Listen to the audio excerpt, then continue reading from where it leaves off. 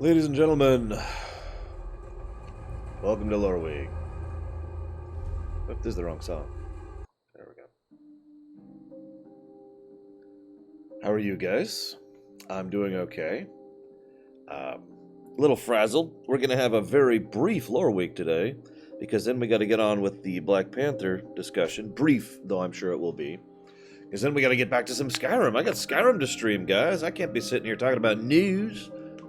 So there was a there was a Loreweek topic I was going to bring up last week, which I was then pushed to this week.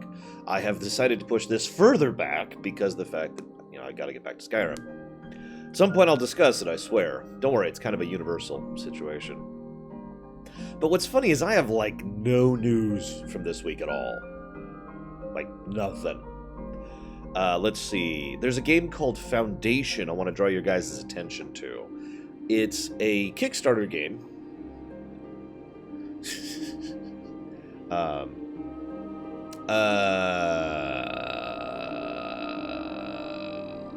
Remind me what it was, Hazardous, because I feel like I did, but I don't remember what it was. Oh yeah, Stellaris Apocalypse is out. Nothing to talk about there. I probably won't even be able to play that until, April at this point.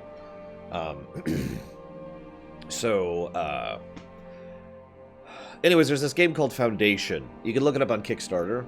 It's a Kickstarter game. We know the usual, thing. It's a Kickstarter game, so you gotta take that into account. Against something? Technically, yes, absurdity, although usually it doesn't matter. Yes, Hazardous. Yes, I did see that, yes. Although, sadly, they didn't actually drunk sing. Very sadness. For some reason I was thinking it was Dragon Age. No wonder I was, huh? Anyways, it's a medieval SimCity game. It looks promising, at least. And assuming the Kickstarter is actually funded, it will be coming out this year. I just wanted to point that out. Like I said, just my little preamble thing. Also, thank you, Permeus. There's the link. Now, there's also a game that came out, I believe last week, called MGS. Metal Gear Survival. Now, let me just go ahead and make this really, really clear. I have zero interest. In fact, I actively have negative interest in Metal Gear Survival. So, not happening. Just want to make that very clear. Not happening. But, one of the things I want to comment on regarding it is I have actually looked into it a little bit, and I have read a few people's things, and I even got a tweet about this, and it's apparently one of the most clear-cut... again, I don't know this for certain, so I can't 100% say this, but it appears to be a very clear-cut example of bullet point syndrome. Okay, needs to have this, needs to have this, needs to have this, check! Okay, we've got all the check marks. Voila! And there we go, and that's Metal Gear Survive. Yeah, they're charging for save slots. It's in hell. I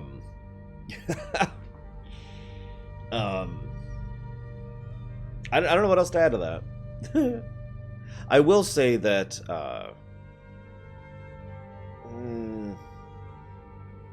you guys know me. I do tend to push for a moderate perspective on things. So I do think that some of the reactions that I've seen to Metal Gear Survive are a little bit too severe.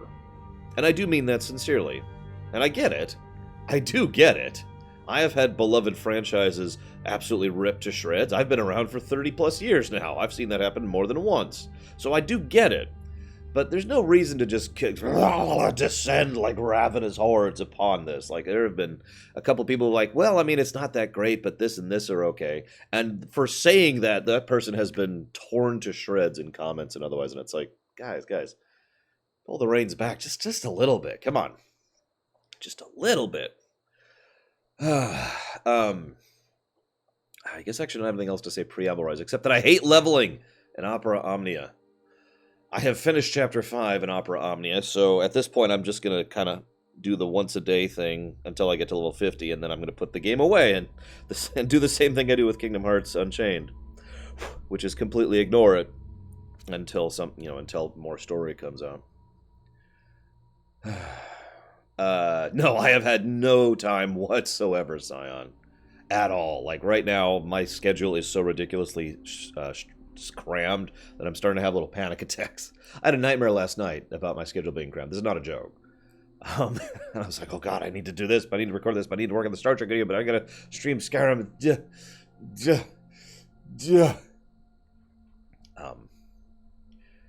Anyways.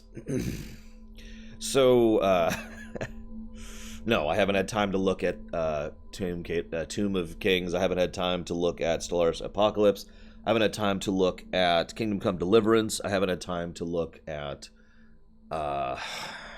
the FTL game that's coming out soon. I can't even think of the name of it. Go ahead, I just mentioned it. God, what else? There are several games that have recently come out or that I'm due for a stream, and I just haven't had time to do. So, anyways, I'm not complaining, by the way. That's not the point of this. I have a job that I love. Into the Breach, thank you. Into the Breach. I have a job that I love. Not a lot of people can say that. And I am thankful for it. So, why don't we go ahead. Ugh. Why do you say that, Mandartin? Actually, it's funny you say that, War Wager. So, I actually had a pseudo dream last night. I'm just going to ramble one last little thing, then I'll start talking about what little news I have. So, I had the ability to teleport and move through time in the dream, okay? Just accept that. And what I did was I went off and rented a couple of... Travel time is quadrupled? God, that sounds horrible. I went and rented a couple of places, like just safe houses, basically, here and there, so that what I would do is I'd go through the day, and then once the day was over, I would rewind in time to one of the safe houses, sleep, and then I would rewind in time to the third safe house, which is the place where I do, like, other types of stuff through the day, and then another sleep, and then another safe house. And basically, I'd play each day, like, 3 or 4 times in order to be able to get everything done. It was nice. Anyways, why don't we get to actual news, such as it is. Anybody know who James Varga is before I even start talking about him? While I update the current topic thing.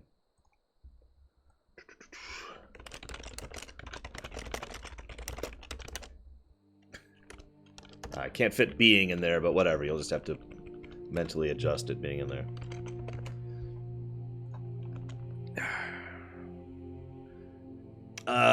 Bits and pieces, Scion. Bits and pieces. I'm already committed to trying it out, but we'll see what they do with it once it actually comes out. To avoid running into myself, Micromono. I love this. Nobody has any idea who I'm talking about. This is great. James Varga ran a gambling site that he was actually fraudulently promoting for CSGO skins. Now does he sound familiar?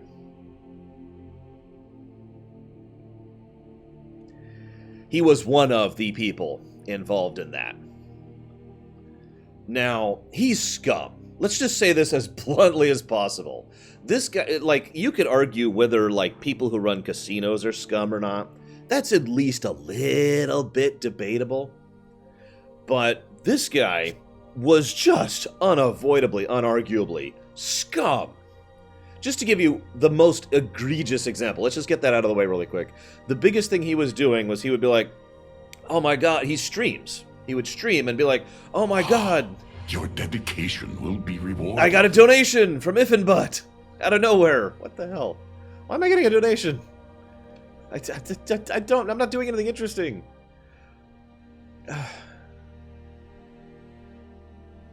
Well, thank you, Iffinbutt. I'm glad you liked the STO low run. And I hope you enjoyed going through what has existed in the game. I'm looking forward to the premiere run of the Gamma Quadrant stuff in the future. Would you like to put that towards anything? We have several things on the website that still needs to be funded if you'd like to go ahead and jump into that. I would disagree with that, Roxanimus. So, Xenonauts 2. There's a Xenonauts 2? Alright, hang on, I'll just jot that down really quick. Xenonauts 2, 10 from Iffinbutt. There we go. There's a Xenonauts 2? Anyways, what was I talking about? Right, so he would be streaming. And basically, yeah, I found this website that he owns. And then he would stream like, oh my god, look, I totally won this amazing thing on his website that he owns. He would basically fake himself winning in order to make it seem more likely that you could win, while disassociating himself with the goddamn site that he owned. He was a piece of crap scumbag. No arguing this, right? So he's suing Twitch. He's actually putting a lawsuit forward to Twitch.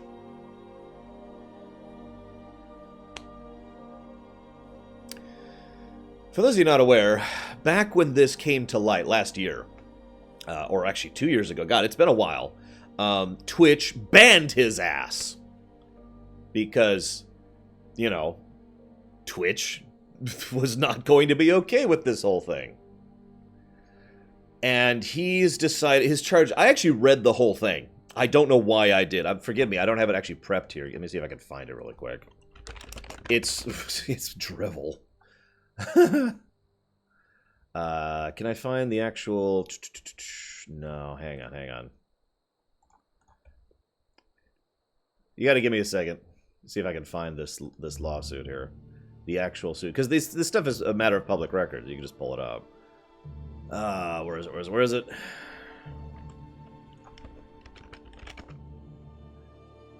Yeah, I know, right, Darkrai? He's basically suing them for banning him. And I want to pull it up because the way he phrases it is hysterical. Is this it?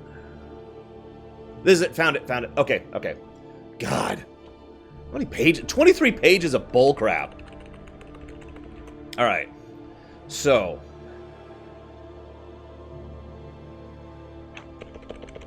So he is putting forth 5 causes, okay? Now, for those of you who don't understand what that means, that basically means he believes Twitch has done 5 completely separate things to wrong him, all right?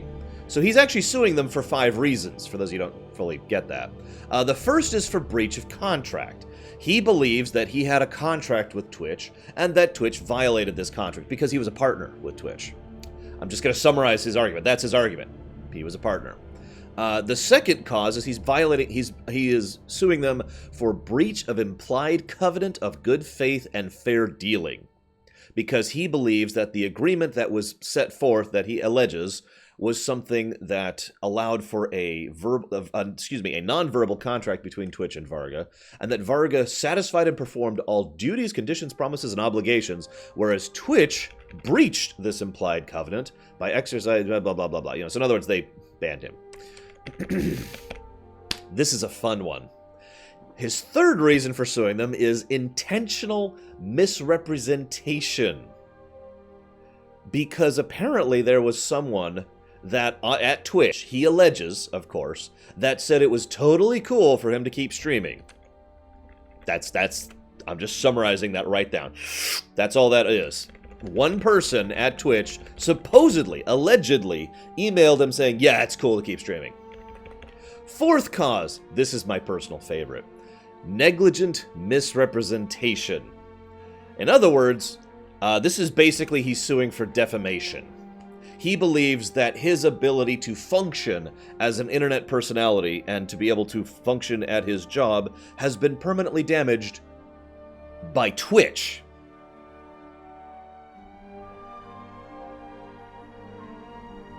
That's my favorite one right there. And the fifth one, violation of the Business and Professions Code, Section 17200, which constitute. Hang on, you gotta find. Give me a second. To actually find this. Here we go. Twitch's business. Okay, I'm just gonna summarize this. I just realized which one this is. He's suing Twitch for having an effective monopoly on streaming. Yes, really. Twitch's business practices are unfair and they're injurious, and or their utility is outweighed by the harm caused. As the most established, popular, widely viewed, and influential platform for broadcasting esports and competitive video gaming, Twitch controls an essential medium for esports personalities, such as Varga, to participate in this multi-billion-dollar industry. Their targeting and suspension of Varga was arbitrary and made without justification, blah, blah, blah, blah, blah.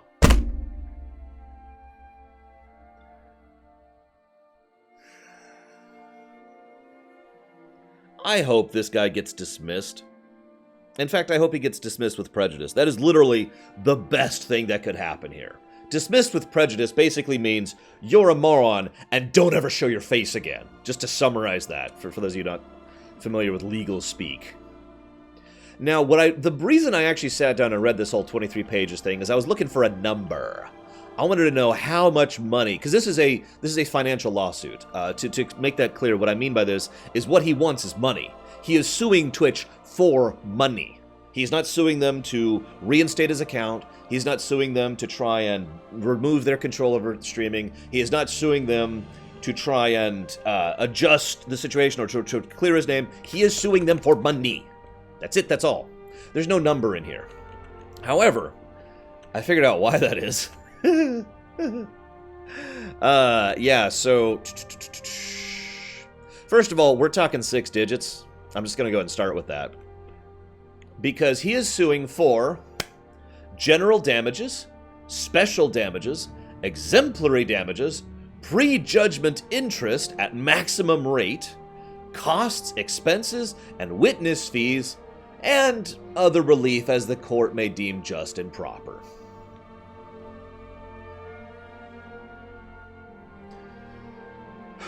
To English this out a little bit here, general damages is the low tier stuff. That's, I lost a few days of work, so I'd like about a month of pay. Special damages is, I have lost the ability to, do this job for a significant period of time, so I want pay for this. Exemplary damages means I will never be able to work again. Please give me enough money to last for the rest of my life. I'm not kidding, by the way.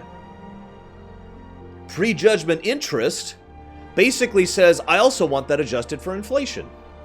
I want additional money in addition to the additional money.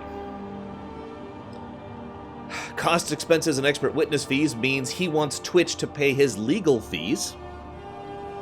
And then other relief as the court may deem just and proper basically means whatever sprinkles you want to put on the top. Oh, and by the way, he's being supported by Murphy, Pearson, Bradley, and Feeney PC. If anyone wants to write that down and never interact with them ever again.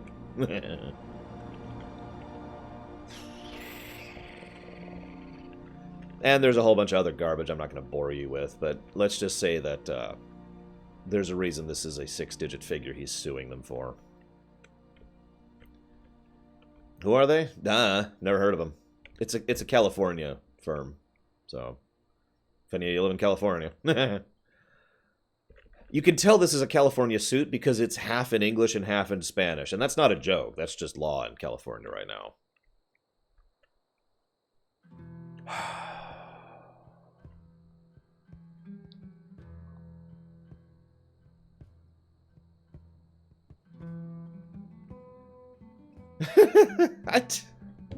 Now, what's funny is this is just horrible in its own right? Like, this is so obviously horrible, I haven't had to make my case. I'm with Zawan. We need to just disable this guy. Console, disable. Oh, he doesn't exist anymore. Whoops.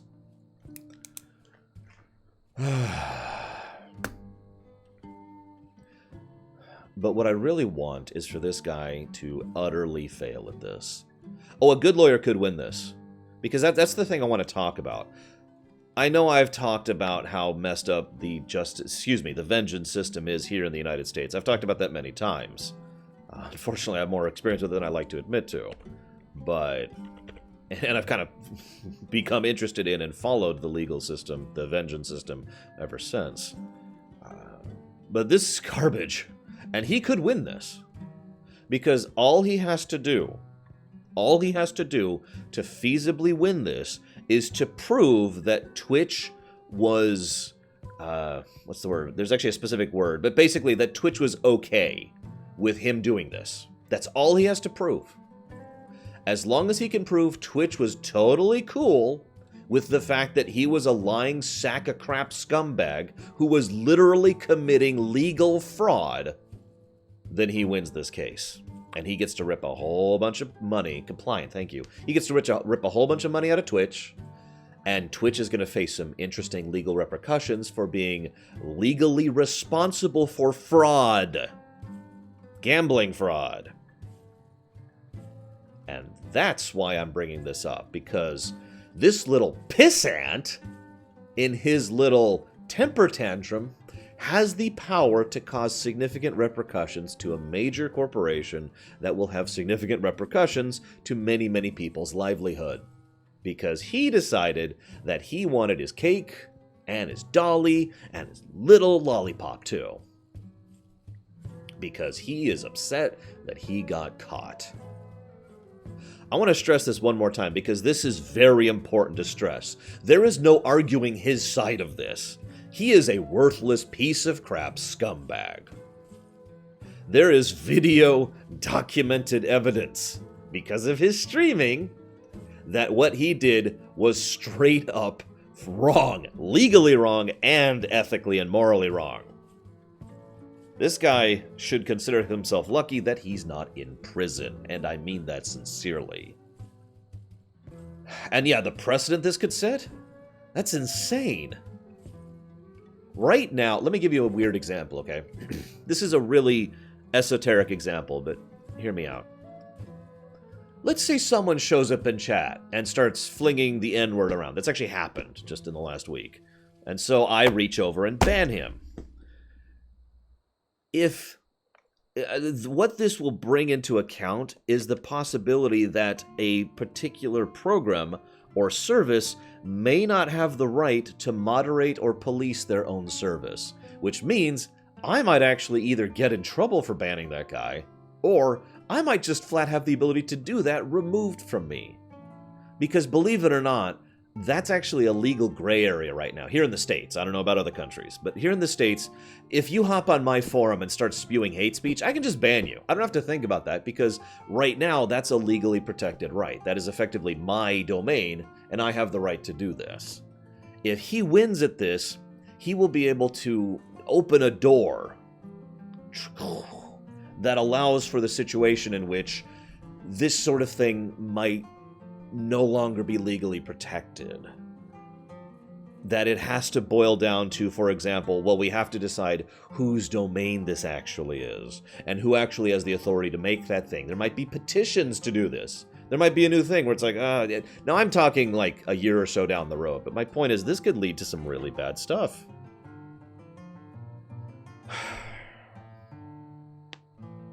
Well, his own evidence, hazardous, is an email, which he includes in here. You can read it if you want to. It's right here.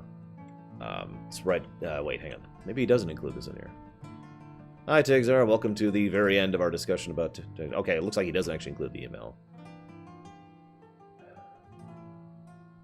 Blah, blah, blah, blah, blah. Here we go. All he has to prove, this is actually, everything he's doing is actually summarized by his point 9, which is, and I'm going to read this for you word for word. Though Twitch had benefited significantly from Varga's participation as a Twitch.tv content provider, and Varga helped increase Twitch.tv's visibility and market share, Twitch dropped Varga without warning, without explanation, and without ever asking Varga about the accusations. It is clear from Twitch's conduct that the stated basis for suspension and termination were an effort to deflect negative press and scapegoat Varga, allowing Twitch to publicly decry alleged... I love how he says alleged. This has been a proven fact by now, by the way. Alleged gambling conduct, and divert attention from the fact that Twitch continued to knowingly allow such conduct to continue on other Twitch channels. That's all the evidence he needs to prove that point right there. If he successfully proves that point, and he could, he wins. Now, he might not win all 6 points, but unfortunately here in the States, the reality is that you don't need to win all 6 points to do something like this, to set unfortunate precedent. I just kind of hope he dies, Anthony. Is that cool? Like, if he just ran in front of a bus, the world might actually be a better place for it. Anyways, let's talk about something less horrible. Can we do that really quick, please?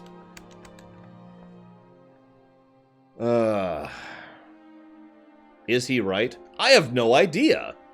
He has given no definitive proof. Whoops. He has given nothing that I consider to be definitive, personally. Ignoring ethics, ignoring morality, ignoring the fact that he's a scumbag. There we go. Ignoring the fact that he is a horrible, horrible human being, I see no legal precedence whatsoever that shows that Twitch was actually a knowing participant in all the garbage that was going on. None. Now, I'm not saying there isn't, but no such evidence has been presented. Oh yeah, let's also ignore legality here. It would be funny. This will not happen. The legal system doesn't work this way. But it would be funny to me if Twitch won and proved, everything in a court of law, which means he would now be legally accountable for the fraud he committed, and then they immediately charged him with fraud. Fraud is a felony, by the way. Not a misdemeanor.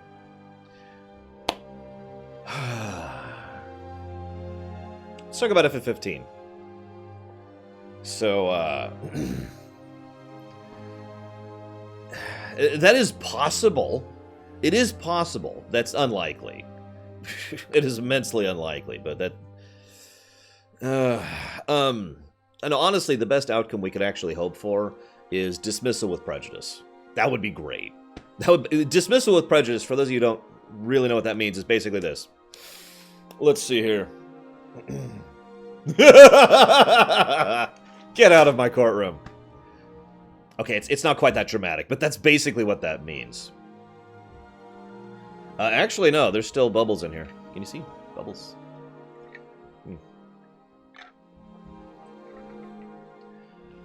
No ETA whatsoever, Scion. Maybe April. I don't know. Oh, you wouldn't want me as a judge. Let's talk about FF15. Because there's actually a topic here other than the news bit. Let me grab my notes again that I just tossed over here. So they have confirmed two things. FF15 is going to have 4 additional DLCs that are coming out. And those will last into 2019. Now, based on the circumstances, that's kind of expected. But it also, based on how they're saying it, it sounds like this is the conclusion, that these 4 things is going to be the total conclusion of FF15 in 2019. Now, one of them's about Arden. Excuse me, I almost said his name wrong. Yeah, we knew there'd be 1 with total certainty. We suspected with high certainty there would be 3. We now know definitively there will be 4. I have no idea what the other ones will be. Let me go ahead and say that let's get the positives out of the way first. So the reason everything has been pushed back to 2019 is because of the fact that they managed to win a battle with the executives at Square Enix and basically said, give us the time to do this properly rather than making us rush it out the door. Square Enix said yes, that's why it's going to take till 2019. Let me just go and say really quick, I'm in favor of that. Say what you want, make fun of what you want, hate what you want. I'm in favor of taking your time and putting out a better product in basically every case that exists. There are precious few exceptions to that one. So I'm happy about that. It's also funny considering that one of the biggest reasons that FF15 has had issues is because Square Enix did what is effectively the opposite of that. But I've covered that before, so let's move on. Now, the next thing I want to comment on is that during the interview where they mentioned this, they comment on how they really want to try to put out... Basically, they want to step up their game. And they didn't say it in my terms, but what they said was that they want to practice expansion effect here. Now, on the off chance you don't read my Lorium's page or have never heard me use that phrase, expansion effect is when you sit down and make a game, and now it's like, well, now we want to make an expansion of that game, and now we know the engine, and we know the writers, and we know the voice actors, and we know each other, you know, and now theoretically we have practiced and become better at making this game, so the expansion is of higher quality as a result. This is a very common thing in video gaming. The overwhelming majority of expansions tend to be better than the original game because of expansion effect. So what they're saying, basically, again, bringing this back to the interview, is that we want to employ an expansion effect here. We want to release new content that is going to be superior to the base content, and we want it to be meaty. That's the other thing that was mentioned. They want it to be not just, you know, all right, and here's the thing, and you do this. No, they want to actually have some significant story elements to it.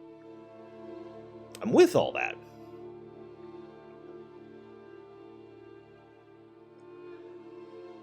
The strange thing here is I've heard some people, including someone in chat right now, talk about what precedent this could set for video gaming.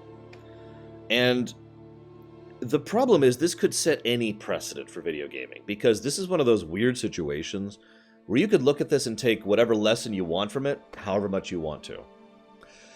You could look at this and say, maybe we shouldn't delay production of a game for literally years and then completely shift development teams and then tell them that they have a deadline.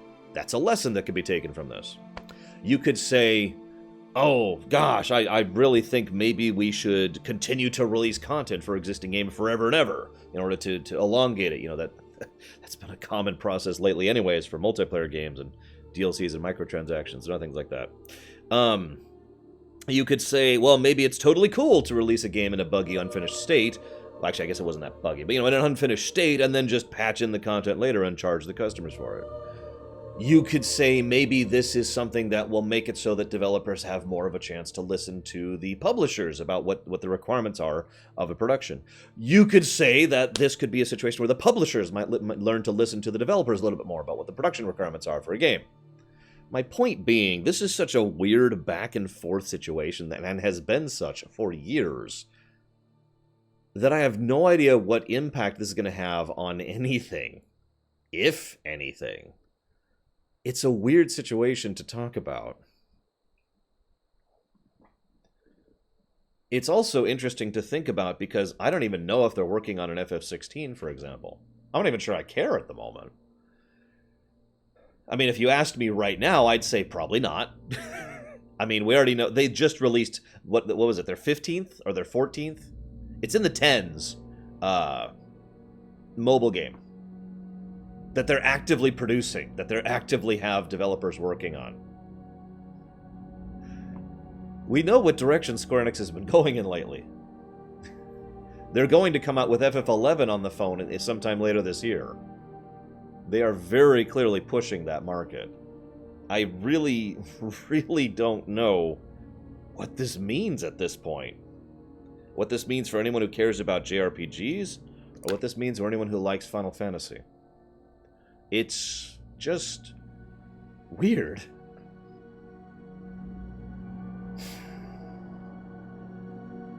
Yeah, see, what Cashel mentions is one of the positives that could be coming from this. You know? I mentioned this before. What if we could... I've talked about this with regards to FF15. What if someone could go back today and finish FF12? I'd pay money for that. Not too much, but, you know, I would pay money for that. Absolutely, I'd pay money for that. Because FF12 was not finished. Everyone knows that. Everyone's known that since the game even came out. Replaying it, especially with analysis mode, makes it super freaking obvious. KOTOR 2, another good example. Those games are never being finished. Now, my point in bringing this up, this is my final point I have to make, and then we'll get into Black Panther stuff. Remember, we will be spoiling the crap out of Black Panther, so if you don't want spoilers, don't worry, I'll have the spoiler indicator up. I just want to warn you guys in advance. The problem here is that... Oh, that's funny, Blue Wolf Alex.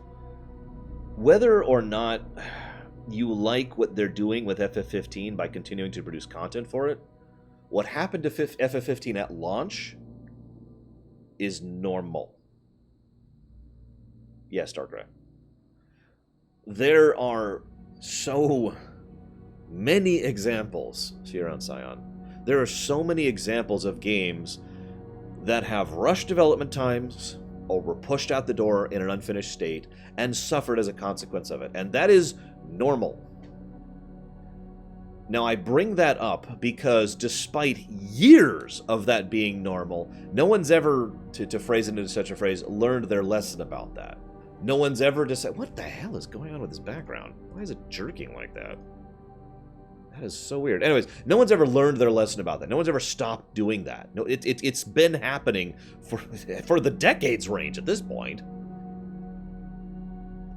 So maybe this is just a little bit of the lemonade out of lemons things, but I would rather they continue to produce content to finish a game than KOTOR 2. Just to use the straight example. A game that was unfinished and never will be.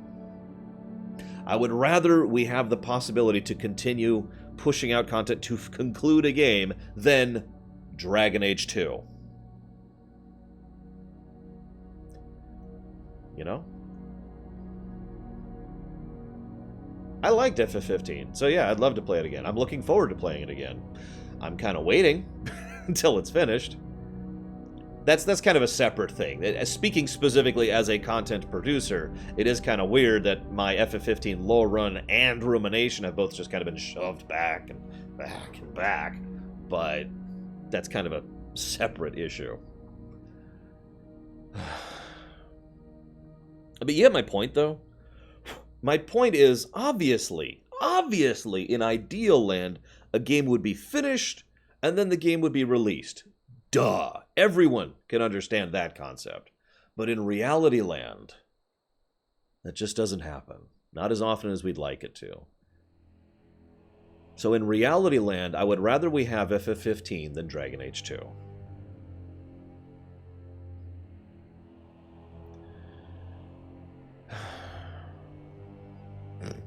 Why would you summon Bahamut? Sorry. Anyways, that is actually all I have to say about this topic. I'll go ahead and make a note here because it's time for spoilers. Spoilers.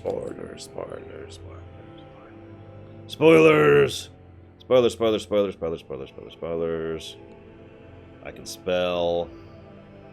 Spoilers.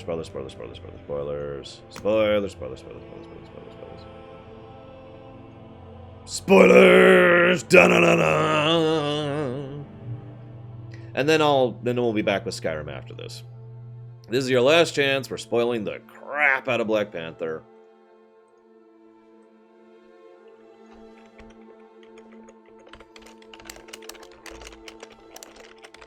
Just to make it really clear.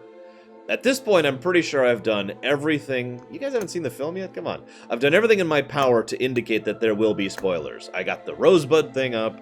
It's in the stream title, and it's at the top. Anybody who doesn't notice all three of these things I've done, that's their fault at this point. I can't do anything else to avoid spoilers. Now, before we get into really in-deep spoilers, because I always like to give a minute before I really get into the super spoilers. First, let me say that I did like the film. In fact, I would go so far as to say that I loved the film. I don't think I liked it as much as other people liked it. I've actually been reading a lot of other people... I've been reading a lot of other people's reviews and articles about it, and some people have been heralding it as the new era in filmmaking, and this has changed the Marvel formula, and movies have never been like this before, and I don't actually agree with any of those statements. It felt like a pretty good, like I said, a film I actually loved, Marvel movie. But it was still pretty clearly a Marvel movie. I mean, God's sakes, we even still had a villain who is the clone of the main guy. You know what I mean, right? Like, okay, Iron Man. Who's the villain of Iron Man? A guy in a giant robot suit, right? You know what I'm talking about. It's a very common thing in Marvel films for the bad guy to be the duplicate or opposite of the good guy, right? Oh, I also shrink, but I got laser guns, you know? So he was literally a guy he literally had on the Black Panther suit. Anyways. Moving on. I did still like the film. I want to say something really quick before we really, really get going here. Please, God almighty, please do not bring racism into this. Please. If you want to discuss this, if you really want to discuss any racist things that you believe or feel or think are in this, please go somewhere else to discuss it, not here, okay? That's all I ask. It actually aggravated me that after seeing a film that I loved and talked about in a positive manner with my friends afterwards, that I went to check out some sites, now that spoilers weren't a big deal for me, and the very first thing I saw was, this film is racist because blah, blah, blah. Please no. Thank you. Now, I want to give you a quick story really quick. I actually originally didn't even want to talk about this film because it's been politicized, and that pisses me off. It actually irritates me. Oh, I meant to talk about Ajit Paul and how the NRA gave him a gun. Whatever. Anyways, I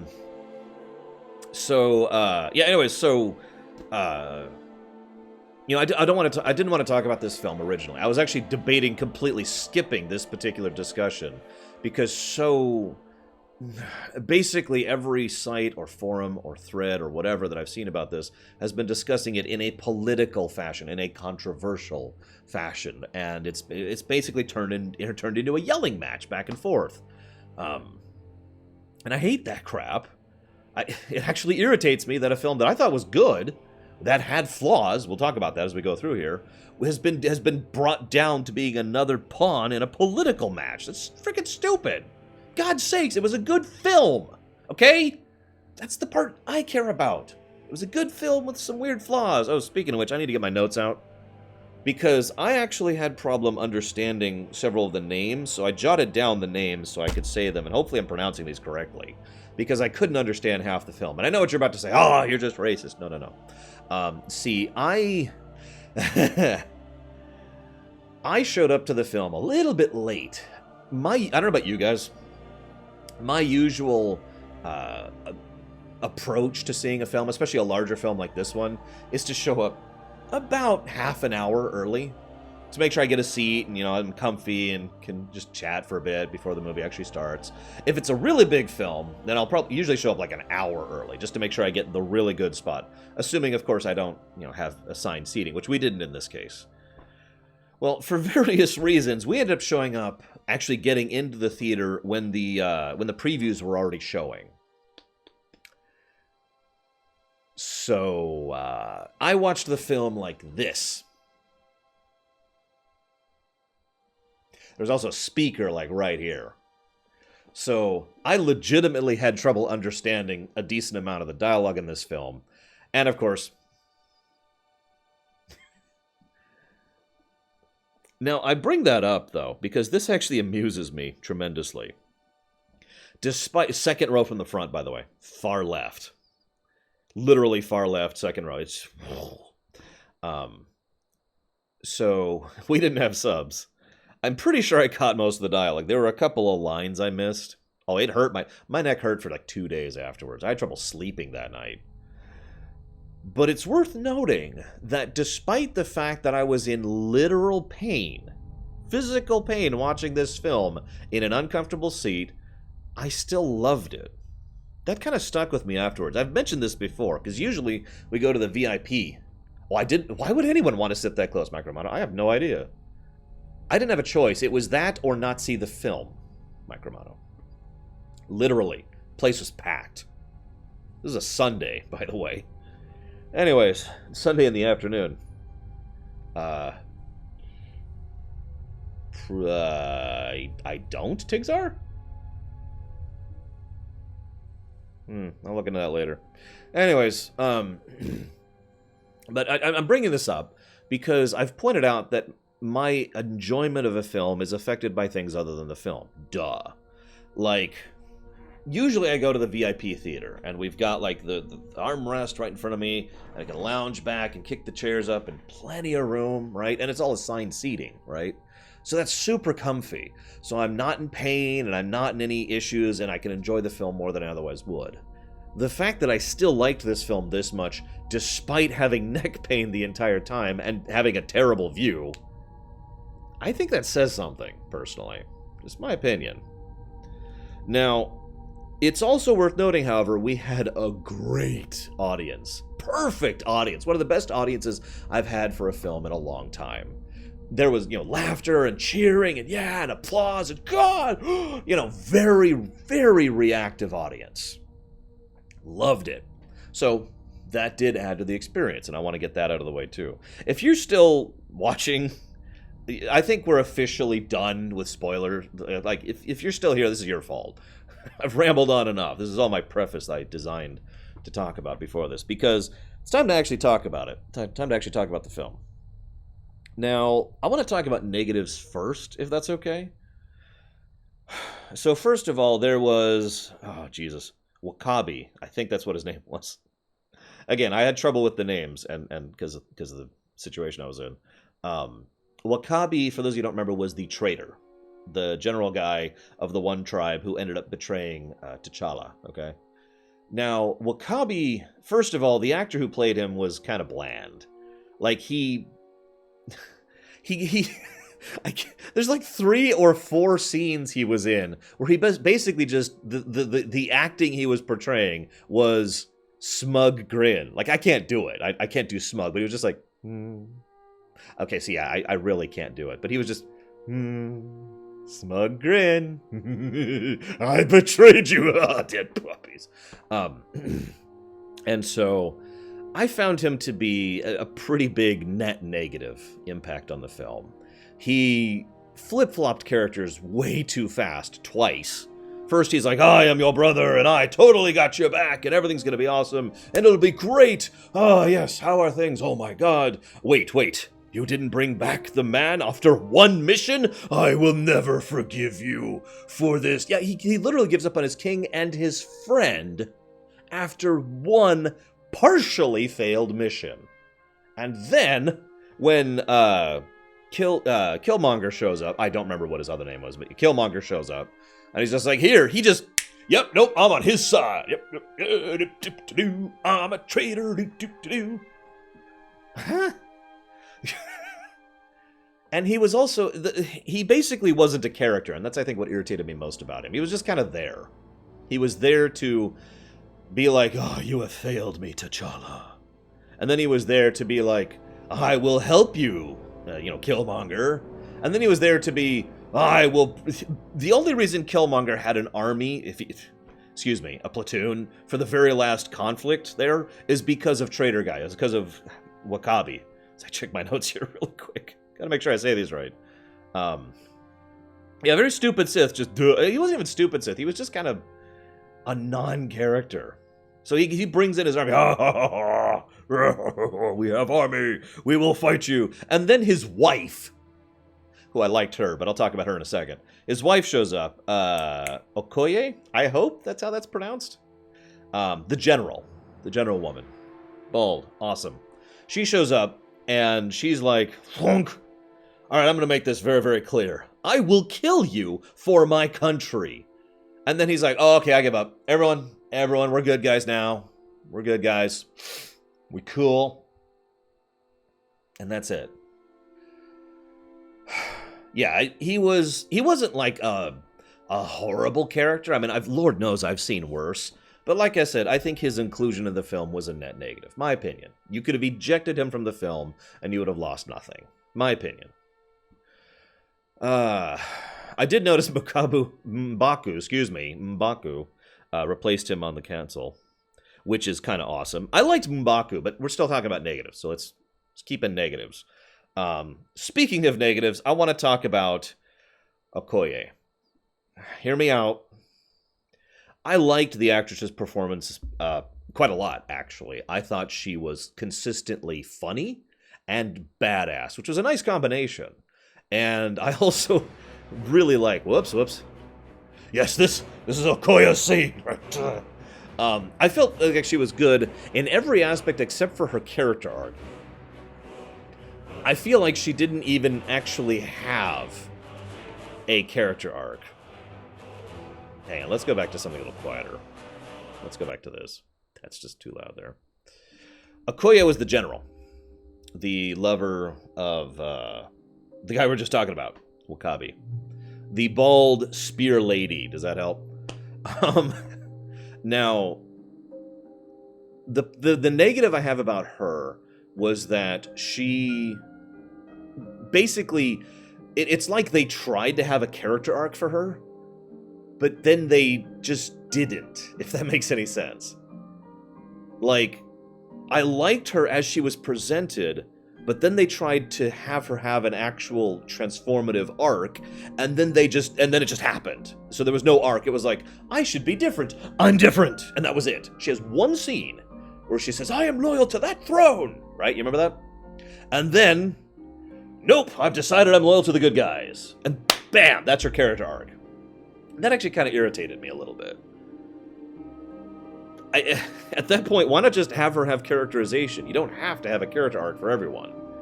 Why not just have her be the character who is a badass, who is a traditionalist, but also someone who thinks for herself, you know? Yeah, I've heard about that Max time. Yeah, it very much does feel like they just took what was going to be this and turned it into this.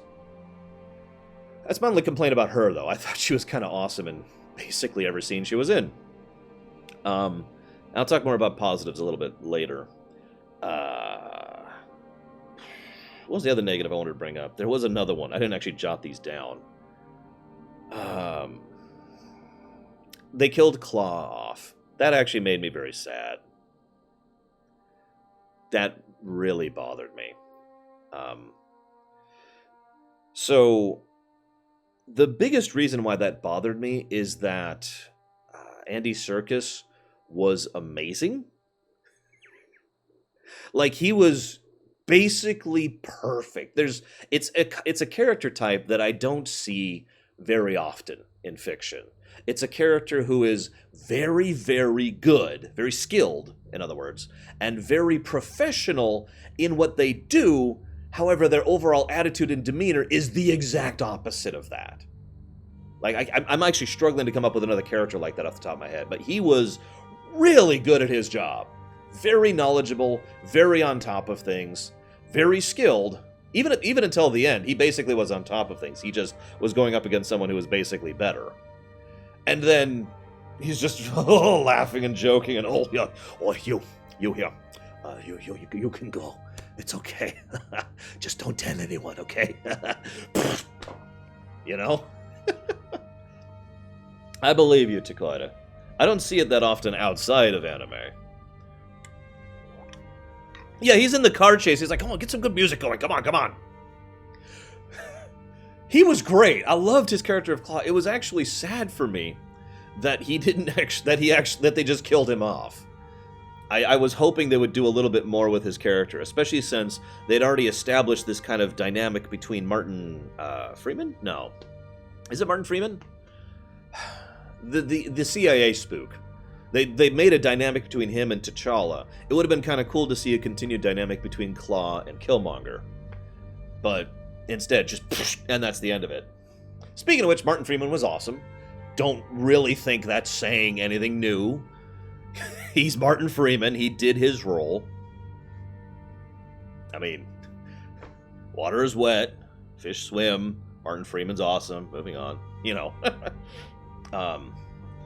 He kind of is the new Coulson at the moment. I don't know if he's going to be in Infinity War 1. I haven't actually checked.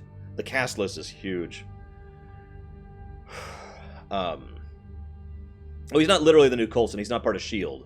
No, but he kind of serves the same function as being the government type who is attached to the superheroes, if that makes any sense. The normal guy who can keep up with the superheroes.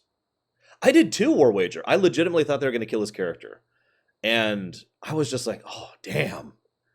Because if you remember, and they do a little bit of exposition about his character, he always came across as someone who kind of knew what he was doing, you know, someone who was good at his job.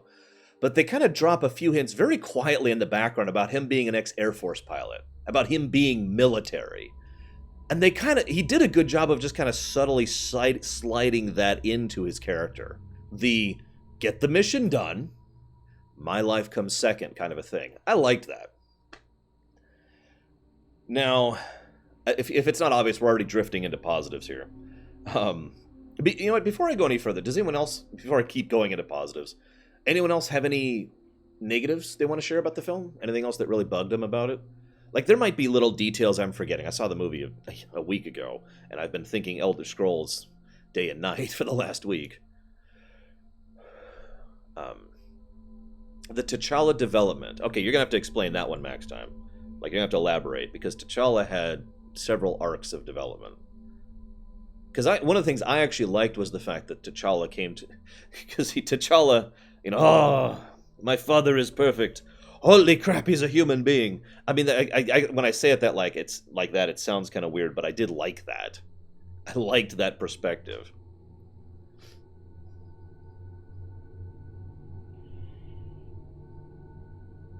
I was going to bring up the spirit world thing, too. We'll wager.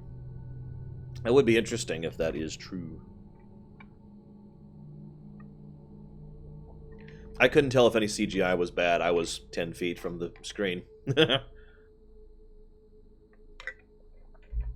The scene where my audience laughed the loudest is when the rhino charged Okoye, then stopped, and started licking her face. I loved that. And they actually set that up, if you were paying attention, because it's his personal rhino. So obviously the rhino knows her and considers her friendly and isn't going to hurt her. Right? I love that. Anyways. I will kill you! Oh.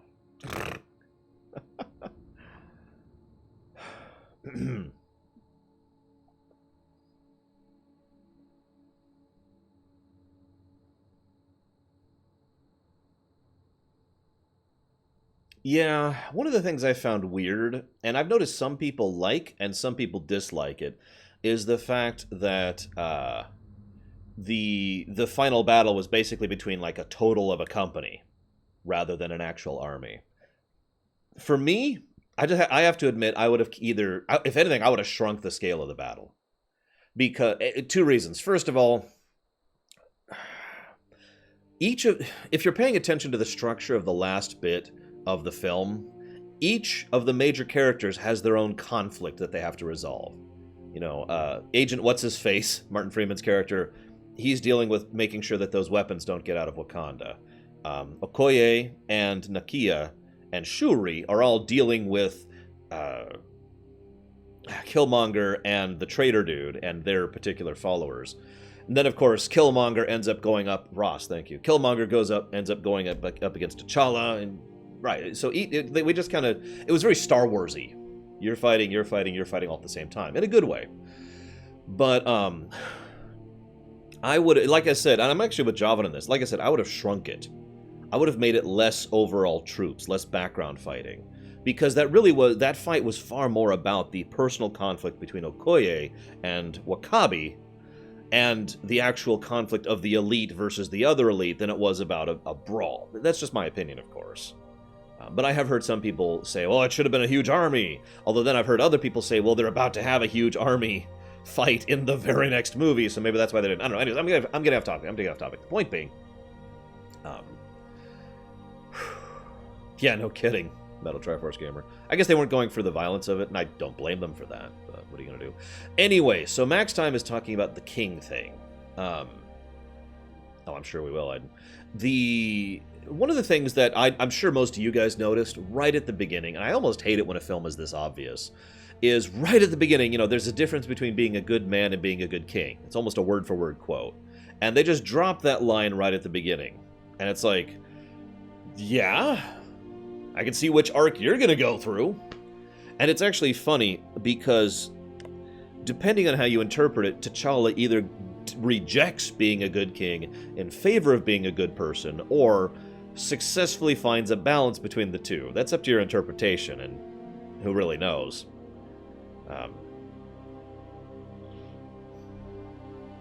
I'm actually curious what that's going to be like. I guess I don't have anything else to add to that. So I guess I'm still not quite getting your complaint, Max Time. I believe you, I'm not quite getting it. One thing I want to point out, and again, this is probably not true, but it would be kind of awesome. Okay, that makes sense, Max Time. I'm with that. Like I said, a decent amount of my complaints about the film are the character arcs are way too short. One of the things I would love, if this is true, is if we have the... we saw the fight at the end, and it was Wakandan versus Wakandan, right? And I got the impression, and this just might be my headcanon, that they basically weren't fighting full tilt. You know what I mean? They were fighting fellow Wakandans. They don't want to kill them. They just want... How many times did they give them a chance to surrender, or to put down their weapons, or to disable them, rather than trying to just go in for a killing blow when they could have, right? It was over and over and over. Now, that could be seen as just kind of bad writing, unless, in Infinity War, we see Wakandans fighting against non-Wakandans.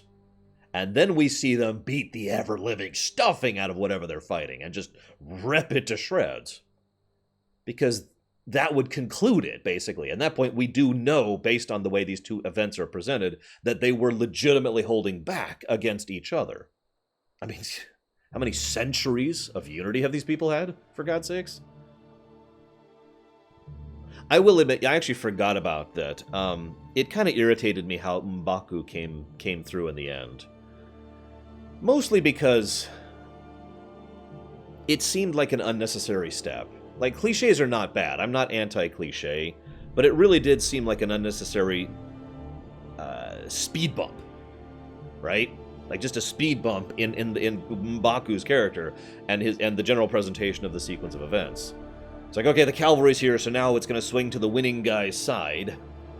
Except the actual battle was not won by M'Baku, it was won by Okoye. And her willingness to kill her lover, her husband or whatever, in order to deal with that, right? Yeah, there was no setup to it, and it just kind of came out of nowhere, and in my opinion, it was actually unnecessary. Or just have him volunteer to go himself to begin with. Again, personal battle, elite people. I'm with that. I liked M'Baku as a character a lot. He made me laugh in almost every scene he was in. And one of the things I kind of liked about him was that he was what I would call Klingon done correctly. He was the kind of person who I look at him, and he's got that whole, warrior mentality, honor, decency, but with a brain back there somewhere, I liked him a lot. He was a great character. In fact, probably my favorite part is when he's like, "Ooh, you will not speak, or I will eat your entrails." I'm just kidding, we're vegetarian. I laughed a lot at that scene, I'm sorry. But anyways, yeah. And yes, some political ramifications. Why not have a thing where T'Challa, who, remember, as was said, he's trying to find the balance between being a king. Yeah, are you guys done? Are you done? But yeah, no, he's trying to find the balance between being a good person and being a good king, right? Now, I know this is basically ancillary, but one of the things I would have liked is if they had included a scene where he approaches M'Baku and says, what if it's time for I forget his tribe name, to come into the fold, in a position of power and equality, rather than, as outsiders, as people who oppose. Basically, offering him a seat on the council to replace Wakabi in exchange for his aid. And do that instead of the sudden reveal of the cavalry at the end, kind of a thing, right? I think that would have smoothed out the edges of that scene, and would have made more sense, because M'Baku does end up on the council at the end. He takes Wakabi's seat, just like I just said. I know, I'm in favor of political stuff. Now, praise. I actually have lots of praise for this film. But the first thing I want to bring up is the casino scene. Does anybody know what I'm talking about before I get there?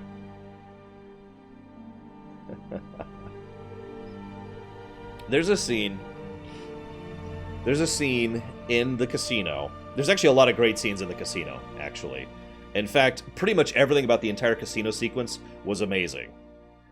Them walking in, of course, all of their vibranium stuff doesn't shut off the metal detectors, and then Claw and his people walking in, so casually, beep, beep, beep, as thug after thug after thug goes through the metal detector, beep, beep, And the professionalism of Okoye, especially, the trying to get used to the hair. They even had time for a couple of jokes there, you know.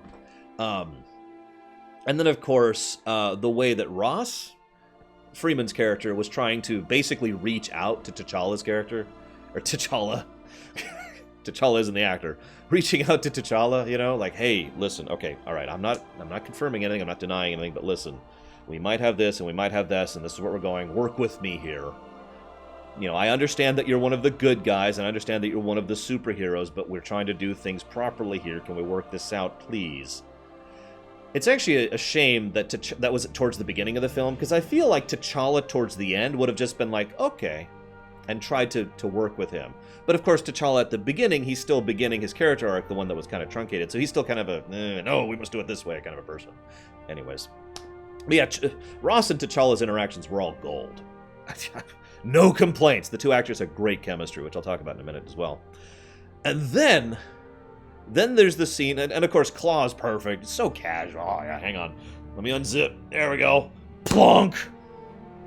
Just plunks the vibranium down. It's like, oh, I would have gotten a fancy suitcase, but thought I'd save myself the money. I love his character.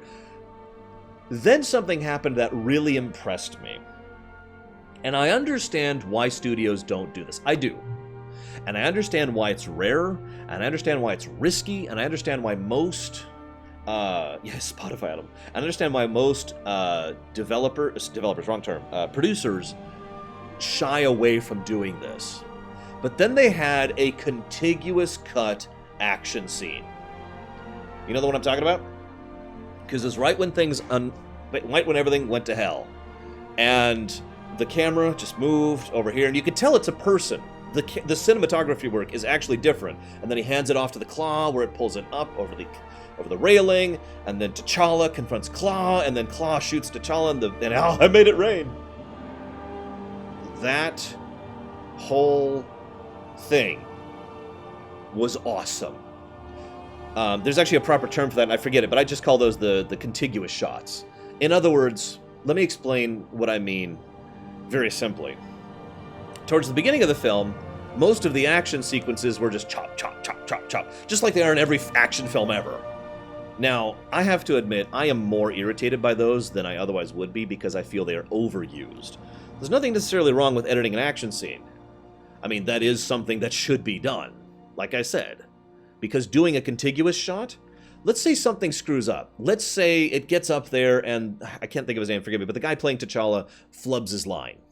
Or loses his character. Right at the end of that scene, they have to reset the whole set, put everyone back into their original marks, put everything back to get the camera back into its original position. That is very, very, very expensive to do and very time-consuming.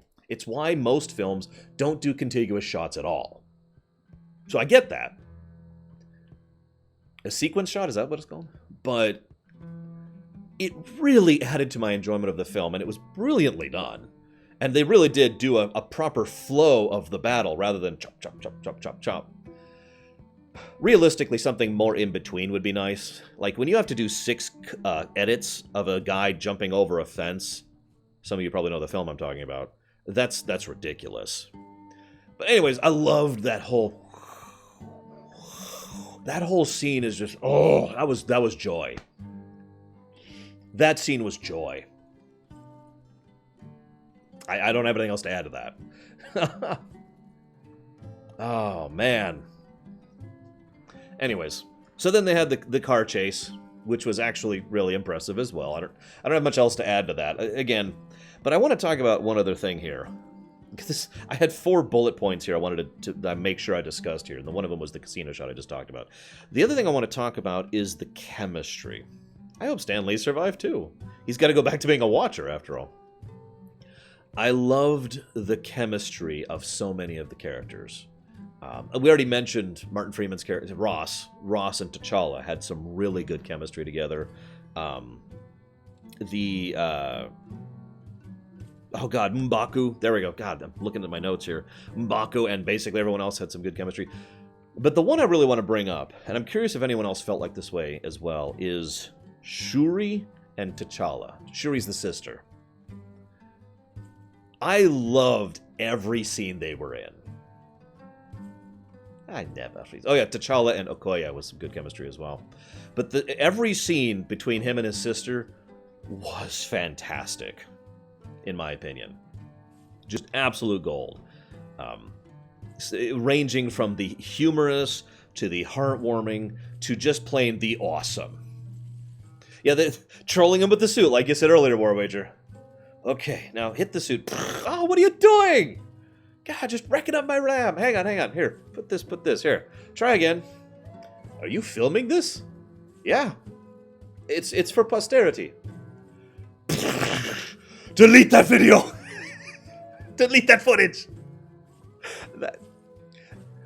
Every scene the two were in were fantastic. There's this great bit. It's actually in the trailer. In fact, someone made a GIF of it, where the two go down to meet right before the scene I'm referencing right now, where the two just kind of do they handshake, and then they basically fist bump, and then they do the actual Wakandan salute. And it's hard to explain. Oh, the sneakers joke was great.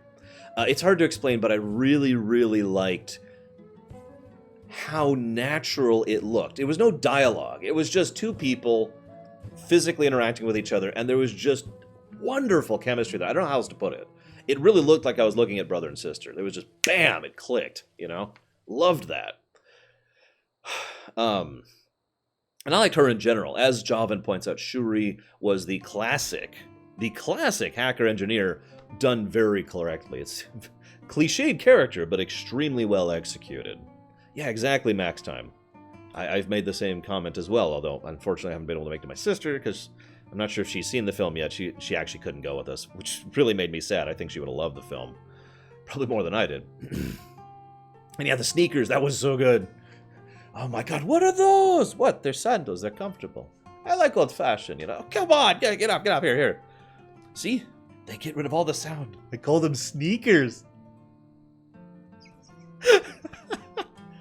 Oh, I had a great audience. For this.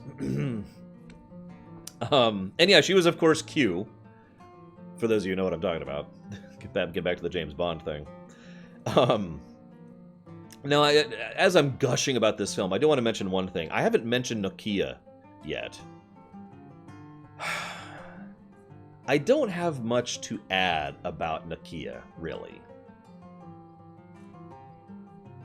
Oh no, absolutely, Dream Whisperer. One of the things that I'm sure most of you guys noticed was that, yes, the 007Q, that's right, was that Killmonger, who I'm saving for last, by the way, Killmonger was basically in a vacuum. But T'Challa had his group. He had his support structure and his friends and people who either trusted him or at the very least respected him. That's a constant. Nobody respects or trusts Killmonger, and he actively goes out of his way to betray everyone close to him. T'Challa gets one of his enemies to save his life while he's unconscious because of the way he is. It was a great way to dynamically throw the two characters into contrast of each other. Because throughout the whole film, there's just stuff that you probably aren't even thinking about that showcases how he is connected to people, whereas Killmonger is completely absent other people. A very FF6 kind of thing, now that I think about it like that. But anyways, yeah, so Nakia, getting back to Nakia. I don't have a lot to say about her. I agree that she wasn't a bad character. At first, it kind of irritated me that she was the love interest, the ex-love interest, who became the love interest. And it kind of irritated me because basically the only point I saw in her character structurally was that she was part of his entourage, and that she was the outside perspective. She was the person who regularly went out there, outside Wakanda, and saw a little bit more of a ground's eye view, which is something T'Challa needed to see, admittedly. But other than that, like, she might as well not have even been there. Yeah, probably, War Wager. That being said, I have no complaints about the actress or her general presentation. It's just, it feels like of the reams of paper that were torn out of the script when they were making this in order to shrink it down, I feel like a lot of Nakia's stuff was taken out of the script. That's just my perspective on it. Because it's like, she's here, And as Aiden there puts out, she's the middle point, and then oh hey, stay so we can do this properly this time, and that's like it, right? Now that being said, I think the biggest example of what I mean by that could be demonstrated by the final battle. Remember how we mentioned everyone has like a point or a conflict or some kind of thing to overcome or struggle against in the final battle? Nakia was kind of the doesn't really fit into that, right? Okoye, yeah, she's going up against her lover and trying to basically delay Killmonger until Killmonger goes and fights T'Challa. Shuri, obviously, she's up there, same general perspective. Ross, Cargo, T'Challa, Killmonger. What's Nakia doing? Like, she felt ancillary to that battle. So again, it would have been nice to see what they were going to do with her, but I can't complain about her. It's just, I feel like they could have done more. Absence of a positive rather than a presence of a negative. Yeah, Shuri was great. Actually, I'm sorry, I hate to praise her yet again. She's probably my favorite character in this film. Shuri was amazing. So I mentioned the shot in the casino. I mentioned the chemistry. I have two more things I want to bring up really quick. That would have been cool, yeah, if they had more. If basically we had showcased more of Nakia working with, with the refugees or the slaves or whatever they were before T'Challa showed up. That would have been nice. Anyways, I want to mention details. Now, maybe this is me because I was 10 feet from the screen, but I started making a point in every shot that wasn't focused on individual characters on just paying attention to the background.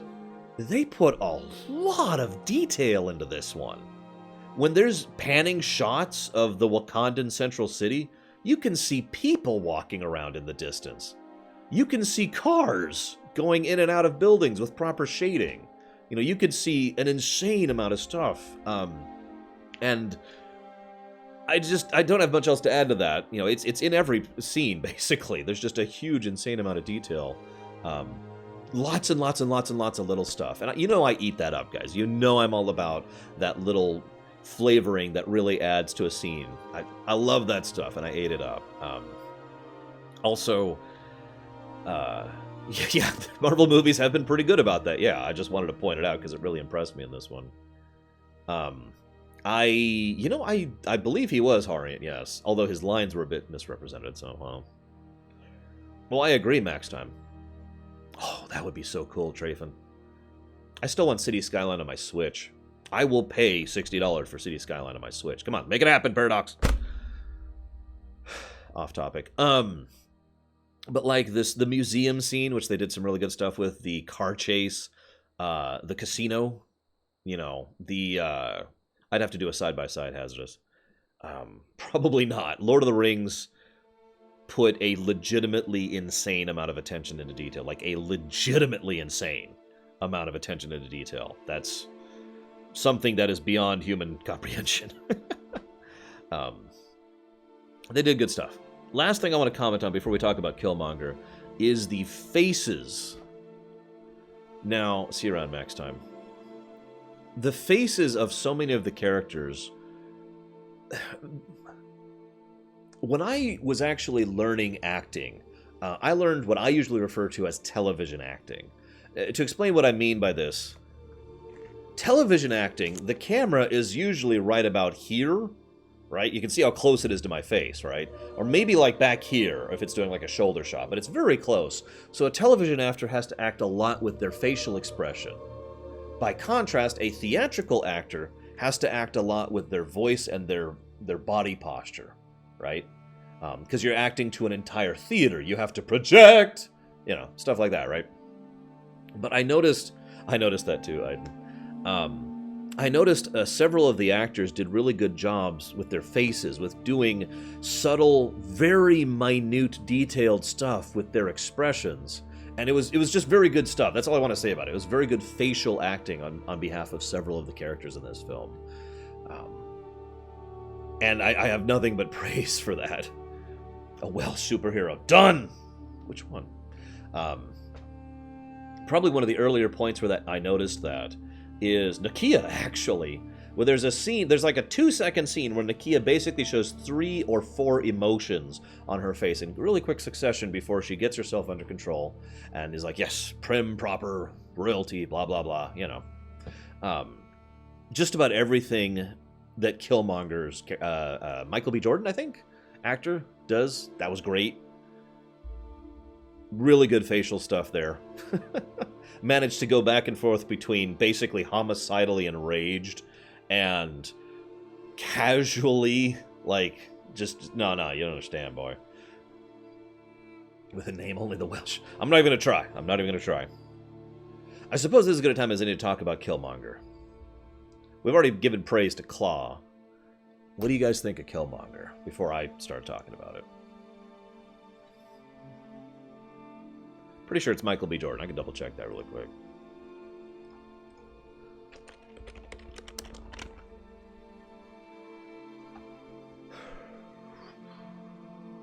Yeah, Michael B. Jordan. I'm right.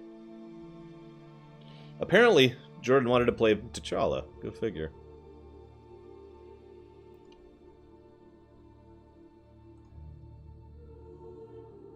Yeah, the problem is...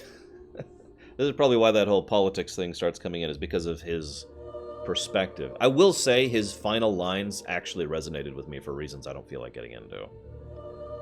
Death before enslavement, you know. Now, let me go ahead and say my one and only complaint about Killmonger really quick.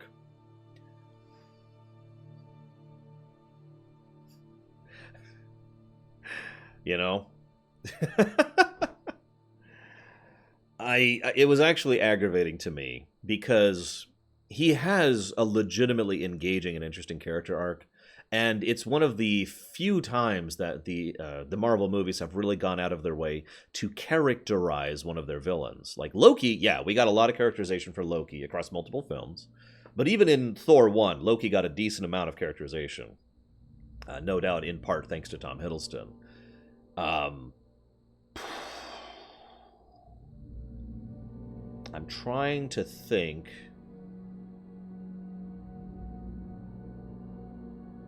I'm trying to think about another MCU villain that has a lot of characterization. Help me out, guys. Surely there's at least one, right? Vulture? I'll give you that. Vulture. Vulture had some good characterization. Zemo. I'm not going to pan you Micromono. Jesus Christ, dude. Chill. And, yeah, so yeah, Zemo I'll agree with. Vulture I'll agree with. Loki, obviously. Ego?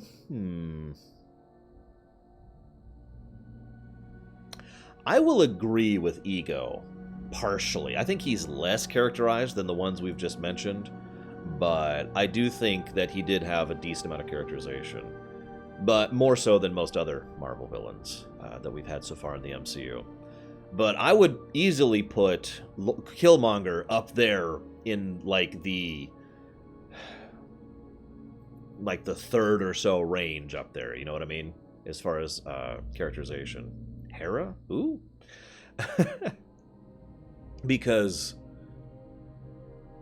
probably my favorite scene for him is when he's in the spirit realm. By the way, what the hell was up with the spirit realm? They never explained that. It actually bothered me. So he's in the spirit realm, and, you know, it's his kid, and the kid is talking to his dead dad. Now, his dead dad is sobbing. Good facial acting, by the way, on behalf of him. And then the kid is just looking at him, stone-faced, cold, empty, unfeeling. And then it cuts back to Michael B. Jordan as Killmonger. And he's sobbing. Tears are streaming down his face. That was great. That whole scene was great. Oh my God. Oh. Wow. You know? That was powerful, and it said so much about his motivations and what's pushed him all this time. Why he has endeavored and struggled since he was literally a boy to accomplish all that he has. It was also great to basically see the other half of the story, because we saw half of that right at the beginning. It was literally the cold open, and then we see the other half of it to flesh out what happened. That was some great narrative construction. And I also think Michael B. Jordan absolutely nailed the... God, I don't know how to phrase it. The way he portrayed the character, pretty much up until he goes back to Wakanda, was absolutely perfect. He was a incredibly, like, utterly unforgivably, viciously evil person who was casual about it, who was... In fact, actually, now that I'm thinking about it, he's kind of portrayed himself in the same way that... oh my god, I'm running out of names here. That Claw was playing. You know, the very, very, very good at his job, very professional in action, but very casual in presentation kind of a character. Really well done. And of course, really good at what he's doing. Yeah, the casual sociopath, just, hey.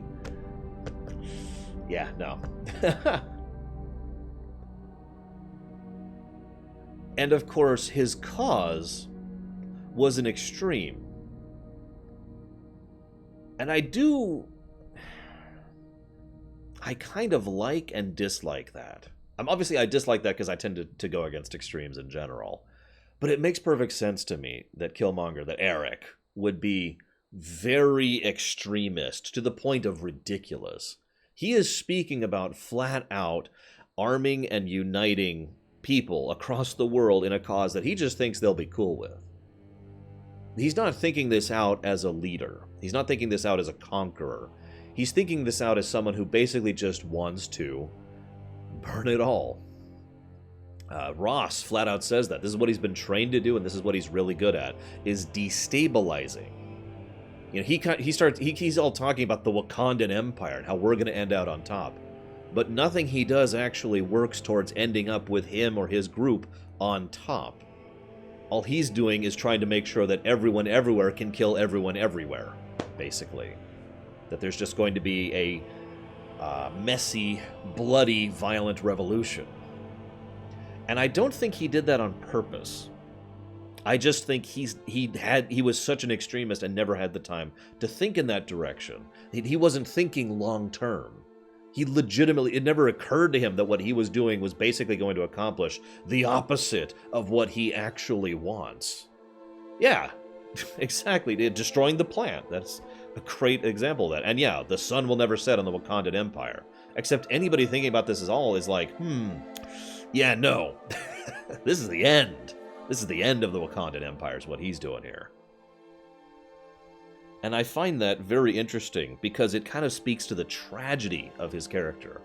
This whole movie has a lot of cliches. He has a very typical straight-faced cliche of the you become the monster that you hate kind of a thing. Because he in every way is just as bad, if not worse, as some of the horrible, horrible people across human history that he is railing against.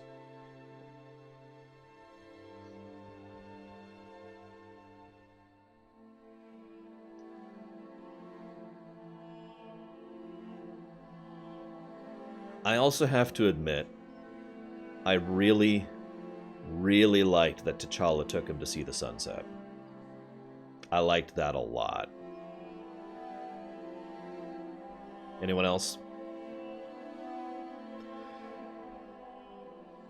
Not to forgive him, not to let him go, not to redeem him, but here, come on. This is what a Wakandan sunset looks like.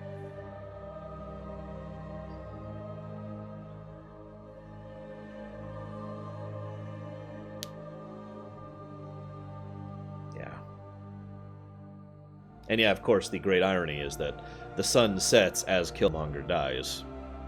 And for all intents and purposes, that is the end of Wakanda as it has been when that sun sets.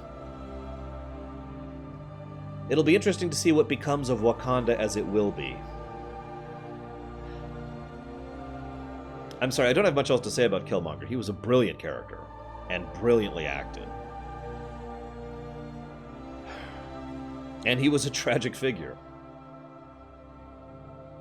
Which is funny when you're talking about a sociopath. Or a psychopath, I'm not sure which. I'd have to think about that. Anyways. Now, then we had to... this is after Civil War, Harriant. Obviously. This is after Civil War. but before Infinity. So then now we've got to talk about the post-credit scenes or the mid-credit scenes.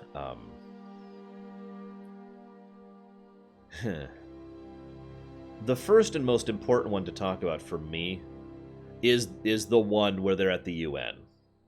I found it funny that they decided France was going to be the group to, kind of be the dick in the UN there.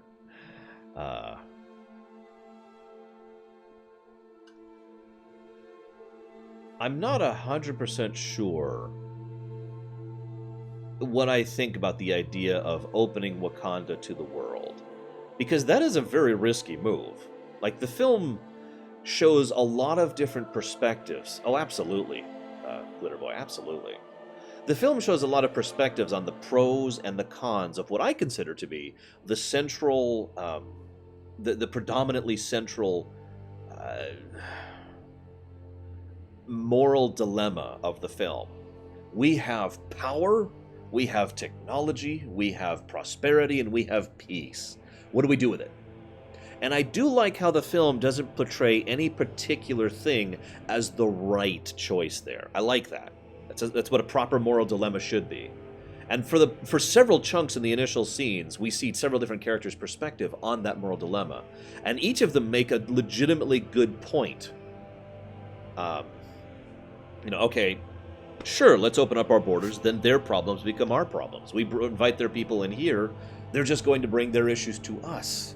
We aren't going to be able to solve everything in the world, but also, do we not have a moral certitude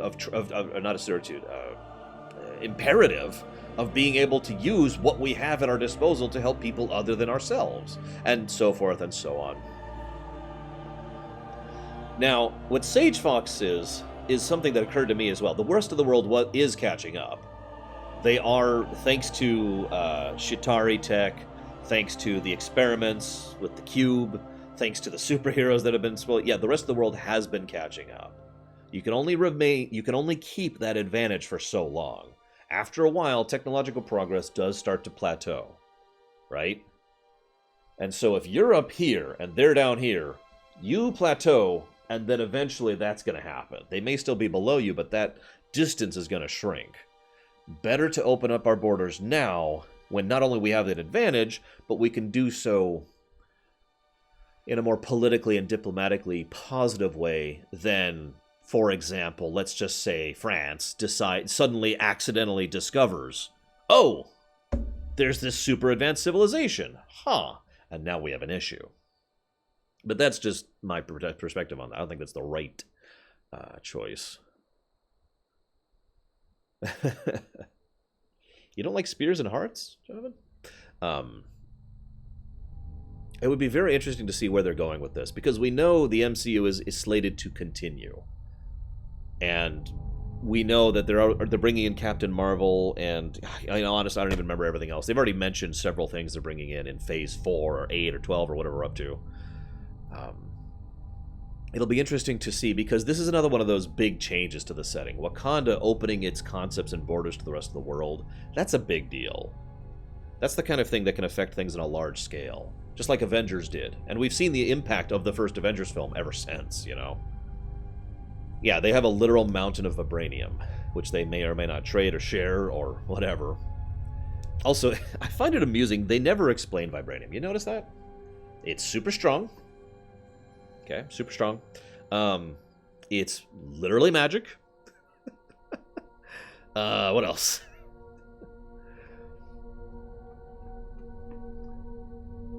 Well, of course, they know nothing about that, Jobin. So, if you look at it from the character's perspective, from the moral dilemma perspective, they have no knowledge of that. They have no knowledge of what's coming. Yeah, the fact that they've been mining vibranium for that long and haven't done anything. Oh yeah, it's also a power source. It does everything. It does everything. I like to think that vibranium is something, and that'll be revealed in the future. Maybe connected to the Infinity Stone. Maybe it's some kind of tech from the Guardians or whatever. I don't know. Something, right? Because, God's sakes, it really is kind of a Tiberium. You know what I mean? Yeah, it's the ultimate MacGuffin metal. Anyways, I'm looking forward to Infinity War. Can you guys believe it's, I think it's 7 weeks now until Infinity War comes out? Isn't that a weird thought? For some of you, it might not be a weird thought. Some of you probably don't remember when they started the MCU. I shouldn't say that so condescending. My point is, I remember when they started the MCU. I remember when they were still talking about getting together to do their first Avengers film. I remember when they were like, "Oh my God, some year," you remember when people used to jokingly talk about, "Yeah, someday we might actually do an Infinity War film and bring Thanos in." Uh-huh. And then they started talking about it legitimately, and they started talking about it seriously. But it was way out. They want to do the whole phase 2 first, and we got to get into phase 3. Years and years and years. God, how much has happened in the last decade? It's been 10 years. And Infinity War is finally coming out in about 2 months. Yeah. Speaking of which, I'm going to double check here. I've been checking every day for when tickets are available to make sure we get some good ones for that one. Because they actually don't sell tickets that far out yet. Yeah, I know, right, Javan? When they first showed Thanos, God, I forget how they pronounce it. When they first showed him at the end of Avengers, and it's like, oh my God. Some people were arguing it wasn't him. That always amused me. Yeah, that's great. I don't care about Natalie Portman. Go away, go away. Is this the one? Yes, this is the theater. So that's going to be April. No, it's May. May. That's coming out in May. Nope, they still don't have it for sale. They've got tickets for July, but not for May 4th. So. Oh yeah, Deadpool's coming out soon too, is it? When the hell's Deadpool coming out? Gotta see that as well. When is that?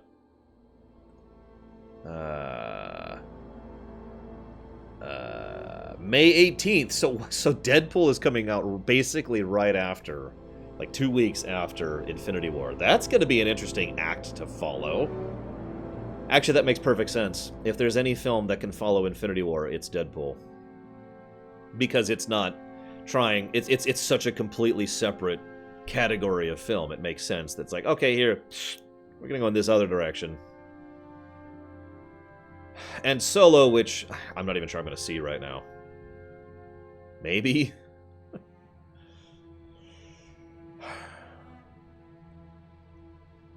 Yeah. God, what else is coming out? So yeah, we got Ant-Man and a Wasp is coming out this year. Marvel's next year, right? Captain Marvel? I don't even see it on this list. Guardians of the Galaxy Volume 3, they're working on that. Oh yeah, the Venom movie, which I'm not going to see. I have no interest in that.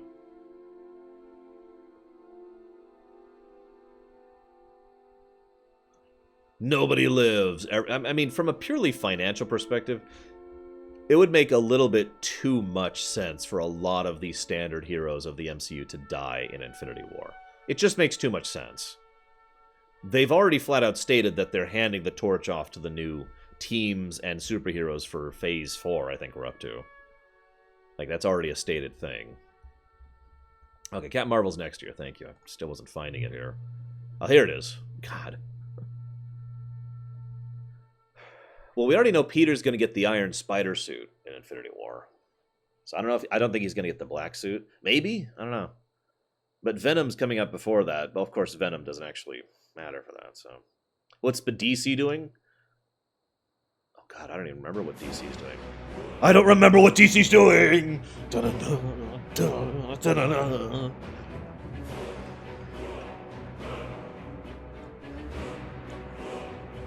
I really don't remember what DC's doing.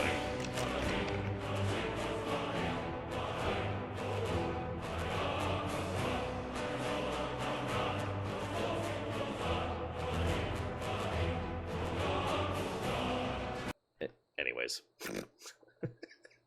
Here we go. Okay, so there's an Aquaman film, which is already in post. That's coming out this year, apparently. And then they're doing Shazam. They're still filming Shazam. And they're started pre-production work on Wonder Man 2. Wonder Woman 2. Sorry, I was looking at Batman at the same time, and so I crossed that over there. Have they actually flat out canceled the Batman film that they were talking about? Because I don't even see it on this list. I mean, that wouldn't surprise me. There have been so many production issues from that film. Yeah, I don't see anything here about that. Flat out canceled. That's kind of sad. Ah, well, I suppose. Well, it's a shame they'll never get the DCAU team back together, because that team did good stuff. I don't care. You're all wrong. Anyways, I'm done. I'm going to go ahead and take a very brief break. And then we're going to do the Civil War in Skyrim twice. Hope to see you there, guys.